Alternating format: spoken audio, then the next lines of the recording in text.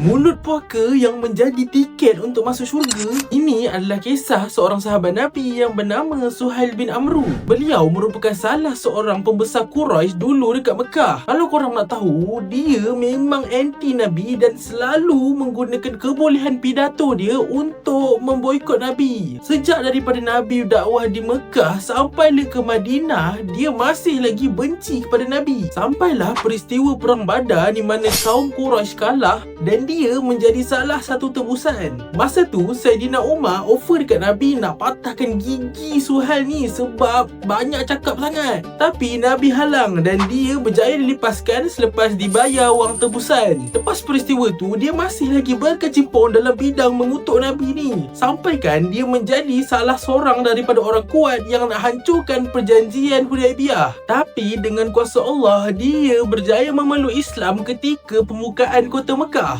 Dan antara sumbangan terbesar dia adalah ketika kewafatan Nabi. Disebabkan iman orang Mekah masa tu yang baru je masuk Islam tidaklah sekukuh orang Madinah yang dah lama memeluk Islam. Jadi ramai juga antara golongan Mekah yang ragu-ragu sama ada nak teruskan dalam Islam ataupun tak. Di situlah berdirinya Suhail ni untuk memberi satu pidato. Pidato dia seakan-akan pidato Abu Bakar yang mengatakan, jikalau kamu menyembah Muhammad, Muhammad telah mati. Tapi jikalau kamu menyembah Allah, Allah tidak akan mati. Jadi disebabkan itu, ramailah yang tidak murtad dan akhirnya kembali ke jalan yang benar. Pengajarannya, Islam tak pernah tengok pada permulaan engkau, tapi tengok kepada pengakhiran.